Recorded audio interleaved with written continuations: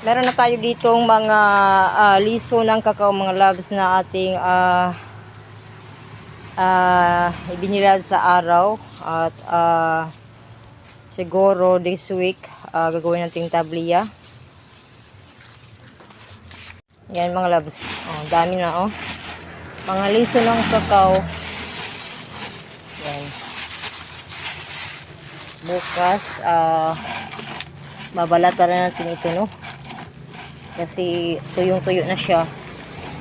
Last na lang ito. Siguro na tuyo na siya talaga. Yan. Dami na nating nakuliktang mga liso ng kakao. Yan ang puno natin ng kakao. Marami pa siyang bunga dito. Yan.